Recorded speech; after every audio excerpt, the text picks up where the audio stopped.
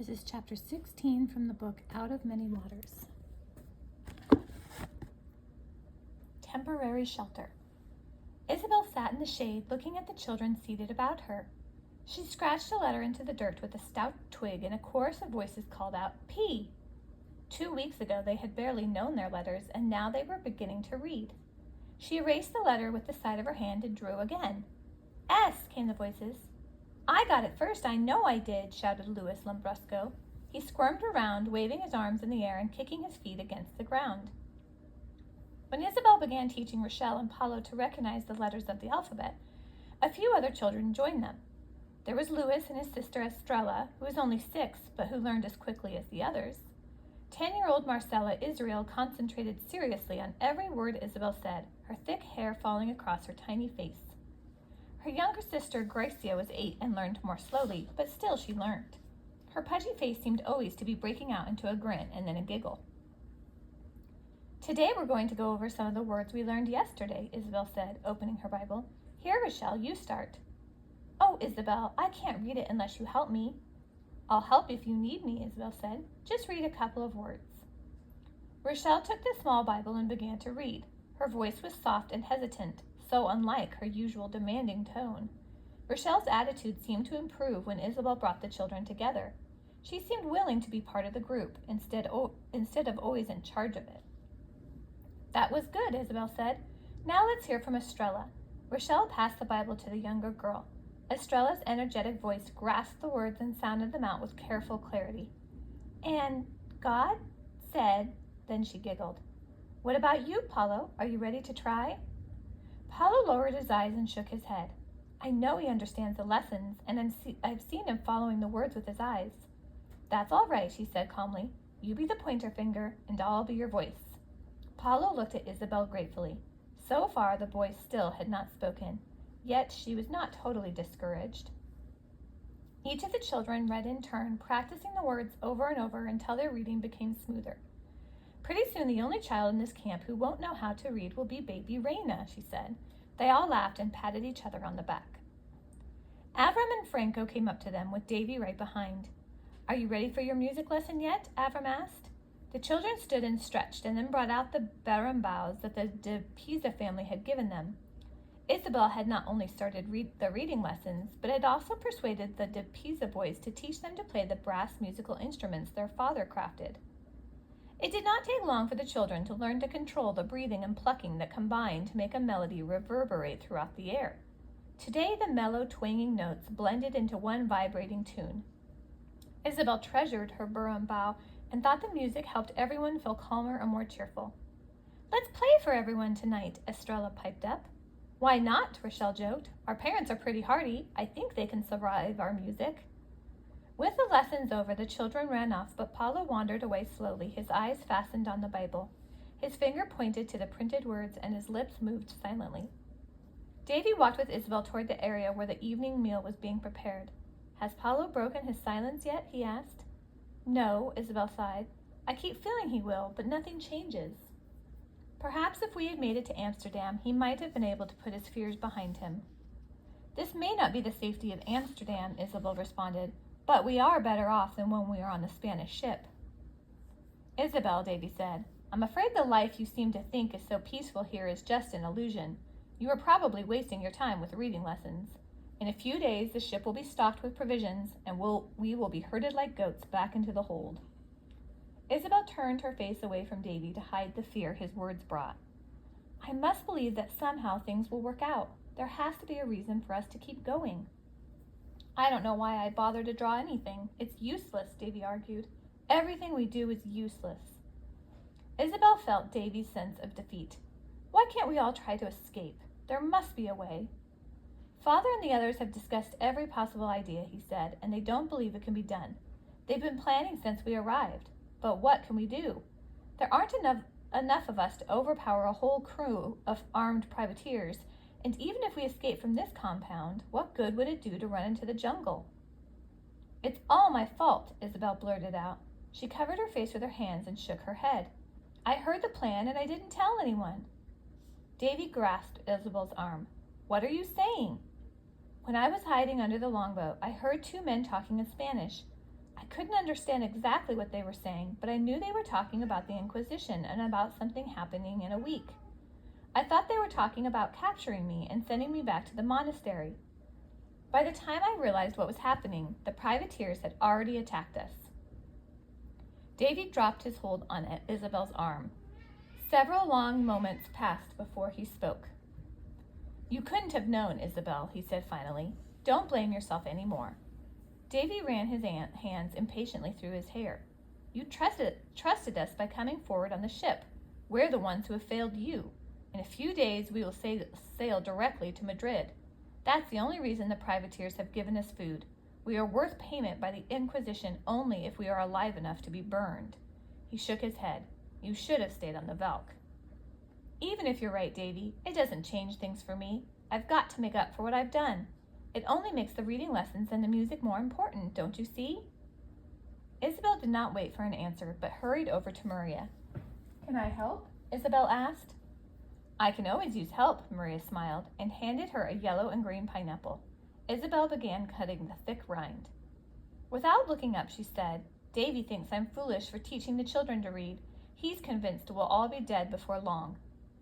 If Maria was shocked by Isabel's blunt words, the only hint was a momentary hesitation. We will all die someday. That is part of life. Does that mean we should give up before that moment comes? I don't think Davy means that.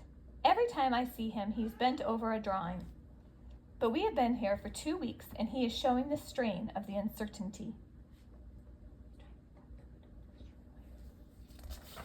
Do you think he's right? Isabel pressed. Maria averted her eyes. I am not totally without hope, she said quietly, and then she moved away. At dinner, Isabel could not push her brooding thoughts aside. Perhaps I was foolish to think anything I would do would matter. She wondered if she should have told Davy about what she had overheard. He had said it wasn't her fault, but perhaps he was only being kind.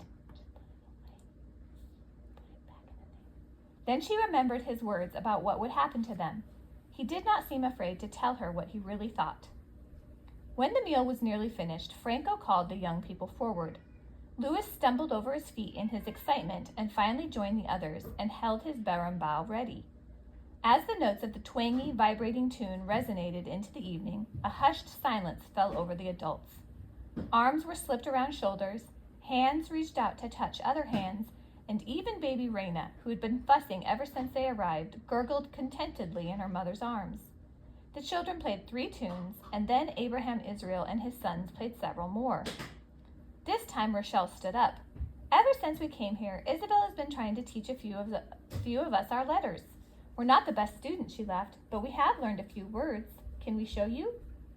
With encouragement from the group, Paulo handed Isabel the Bible, and she lined the children up in a row, feeling that all eyes were upon her. Although they read only a few words, and Isabel had to fill in often, each child showed how far he had come. Isabel read out loud for Paulo as he pointed to each word, and God divided the light from the darkness. The families hugged their children as they finished. Maria embraced Rochelle and Isabel together. I am filled with pride, she said, as much for the student as for the teacher. Davy leaned toward Isabel, his eyes cast down. Remember when I offered to teach you the Hebrew prayers, he asked. I'd still like to do it. Isabel smiled. If you don't think it's useless, she teased, I'd like to learn. I guess sometimes I speak before I think, he whispered. That was all he said, but Isabel understood. She fell asleep that night with Davy's words in her mind, and a sense of accomplishment began to dispel her doubts. Perhaps she could not have prevented the first mate from carrying out his plan, and maybe she was beginning to make amends for her lack of trust. She slept a deep sleep that was not troubled by dreams of her sister, Maria, or of faraway places that she could not reach. Isabel! Isabel, wake up! Isabel awoke with a start and opened her eyes in darkness. What is it? She whispered. What's wrong? Rochelle's voice was urgent. Listen! At first, Isabel heard only the sound of the others in the hut moving around in the darkness. She saw Astor's finger bend low and dash out the doorway. A loud crack and a thundering boom reached her ears. The air seemed to resonate with the sound. Rochelle gripped her hand tightly. It's cannon, she said, at the harbor. Paulo crawled over to the girls, and Rochelle put her free arm around him, holding him close. "What is happening?" Isabel asked, but Rochelle was as silent as Paulo. Flashes of light from exploding cannons illuminated the sky like lightning bolts. Maria urged the children to the back of the hut, away from the doorway, and she and Rachel Nunez planted themselves protectively in front of the cowering trio. They remained there, not talking or moving, for what seemed like hours. Toward dawn, Asser and Davy returned to the hut. They seated themselves cross-legged, and Asser spoke softly and wearily. "Another ship is attacked from the cove. We cannot determine its country, but it has taken the privateers by surprise and seems to dominate the battle."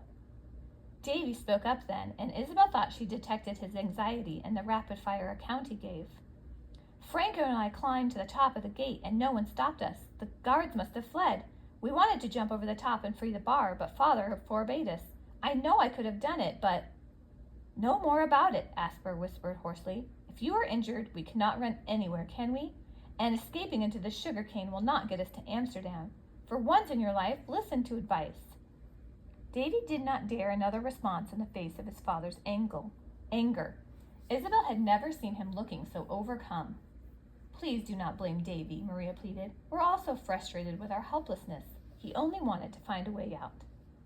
Asser said nothing, but Isabel understood that Davy felt he must act, must try to help. His father could not be angry with him for that. She had not forgotten Davy's conviction that they would soon be in the hands of the Inquisition. "What can we do?" Paulo's mother asked. "How can we wait here like a herd of docile sheep?" "I know it seems as if we do nothing but wait," Asser said with resignation.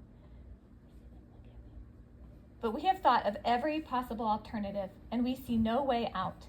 Our only choice is to try to escape through the village and put ourselves in the hands of the natives. But there's no reason to believe they would try to shelter us. The privateers make this cove a frequent stop, and the villagers cannot afford to anger them. It's simply out of the question." "I have news," Abraham said, entering the hut. "Franco hoisted himself to the roof and has a clear view of the cove. The new ship does not appear to be a caravel, so perhaps it is neither Spanish nor Portuguese.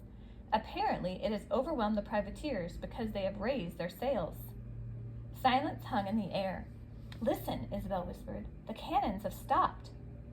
For a brief moment, no one moved. Then, as if a spell had been broken, they all headed for the doorway, emerging one by one into the breaking dawn. The other huts emptied too, and everyone looked up expectantly at Franco. Pieces of straw from the thatched roof clung to Franco's breeches and shirt like pins in a pincushion. As the sun appeared behind him, the wisps of straw seemed to glow with their own yellow light. He pointed excitedly toward the shore. "They're sailing! The caravel is sailing for the open sea!" "Does the new ship show its colors?" Abraham asked. "No, Father, I don't see a flag, but they are lowering their longboats. They are rowing for the cove." Asser now spoke authoritatively to the assembled group. "We have a few minutes before we will be discovered. Assemble your belongings quickly. Wrap the tour carefully in the bedding. Children, fill every available jug with fresh water." No other words were necessary to urge them along. Isabel was filling jugs when she heard the sound of marching footsteps and strange voices approaching the stockade. Each person turned to stare at the gate. Isabel reached for Rochelle's hand. "Dear God," she breathed, "let them not be pirates." A commanding voice barked orders, but the words were unintelligible. Isabel's heart raced as she heard the beam drop to the ground with a heavy thud. The gates creaked as they were slowly pulled open.